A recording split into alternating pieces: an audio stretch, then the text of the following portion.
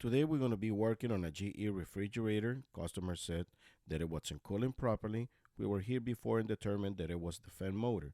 The model number, it's on the display. Welcome to DIY Repair Now. Read all the warnings, and during this video you will see one or more of these icons to help you do this repair safe. As I said before, customer said it wasn't working correctly. We're going to go ahead and start removing the drawers. And then we're going to remove this cap. There is the wiring for our fan motor. This is our new fan motor. Okay, the way we know when this fan motor is bad, by the way, there's the part number in case you have the same model number. And the way we determine that it was the fan motor is because it wasn't blowing any air. Remember, to be able to find out if it's blowing air inside, you have to shut one of the door and press the light switch on the other and put your hands where the air is supposed to be coming out. We're gonna go ahead and remove these panels with a 1/4 screwdriver or a 1/4 bit on your drill. That's how you remove this. You will find a harness. Always take pictures of what you're removing because you want to remember where everything goes. Now we're going to remove the second panel to have access to the back of this evaporator. Now we're going to remove the 1/4 screws, and we're going to go to the other side, remove 1/4 screws and push it to the front to be able to remove it. And as you see, it has a male to female connection there. In this case, it's only one, but in some other cases you will see two hooks there, two male to female connections, but you get the idea. Now we're going to remove all these 6 1/4 screws that holding the cover for the evaporator.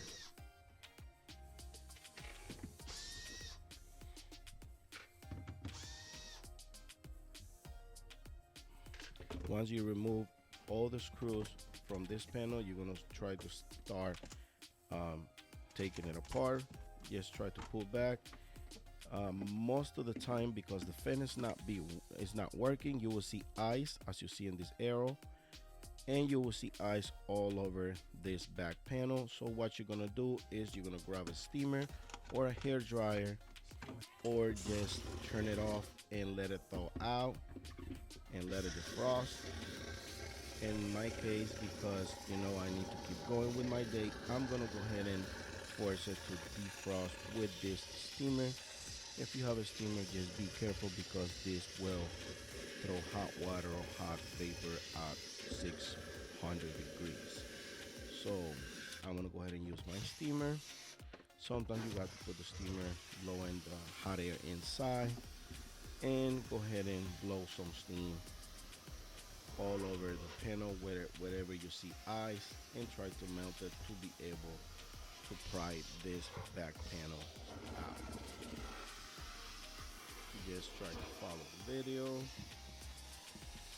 And sometimes it's not that easy. Sometimes I just cut part of this process because sometimes this process of defrosting this build-up ice can take up to 30 or 45 minutes.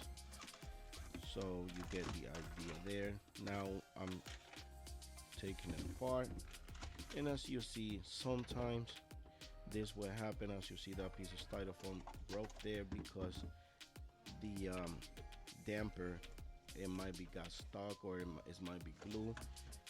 Most of the time this does not happen, but in my case it happens. You just have to figure things out here.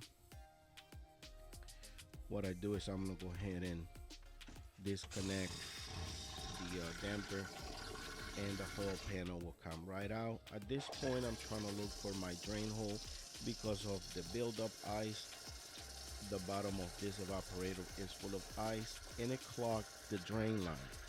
So as you see me doing this is because I'm putting some steam and try to defrost all the buildup ice on the drain hole.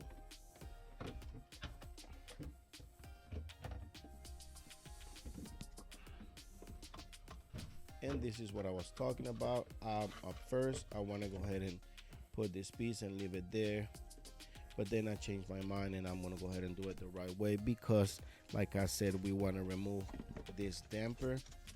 So just remove the damper if this happens to you, or next time if the damper comes with the panel, just disconnect the harness from there and then just remove the whole panel out of the way.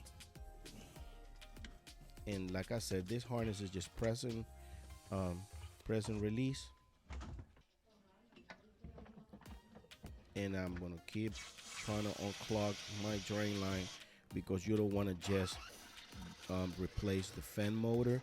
You want to make sure that it's nothing blocking the drain line, because you will have water or ice build up in this compartment. In a few seconds, you're gonna see how is water sitting on the bottom of this evaporator. This is 100% working tool over here. This is a turkey base that you probably have in the house.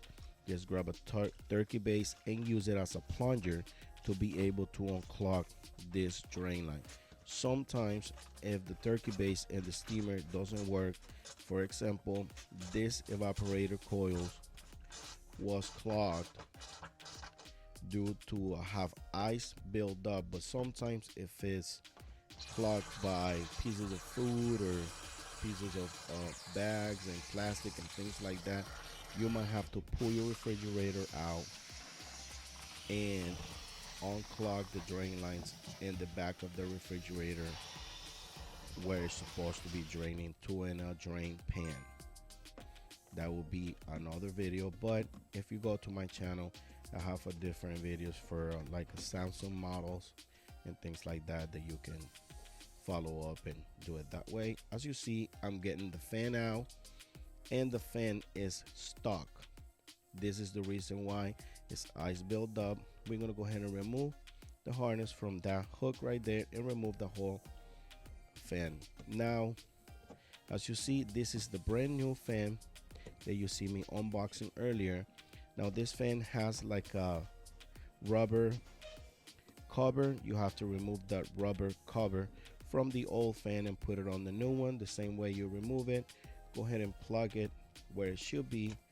And now we're gonna go ahead and start assemble everything back in place. Remember to put the damper where it goes if yours has come loose.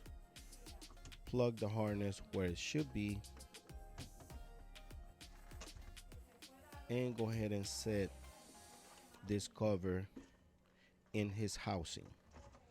Remember that piece goes in the inside compartment, and adjust the wires. Make sure the wires are not going to be pinched with the cover. That way we don't have a shortage or anything like that.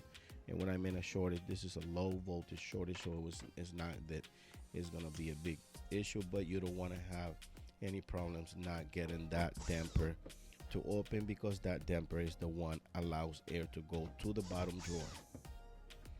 Now we're going to go ahead and install the 6 screws that holds this evaporator panel.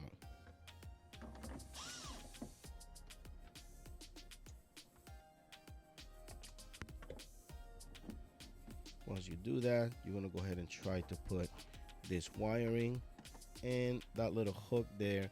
This is kind of difficult, so this is your choice. If you don't want to go ahead and put it on the hook, or the hook breaks on you, there's not a big deal. This is just to guide the cables and hold the cables in place.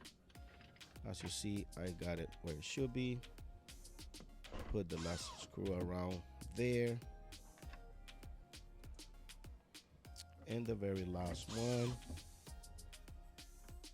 Now we're gonna go ahead and start putting these panels in place, and make sure you leave the harness for the vegetable drawer out.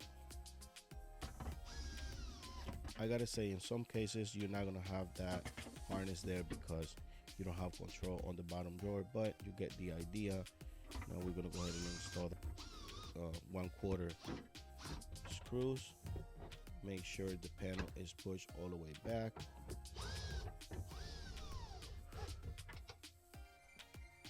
Now we're gonna go ahead and start the top back panel and the front back panel, which the 2 screws that goes in these panels hold both to them together. Connect the harness for the vegetable controls drawer.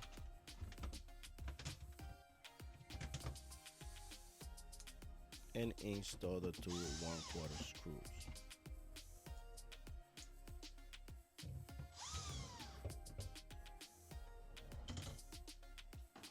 Now we're gonna go ahead and install the bottom drawer.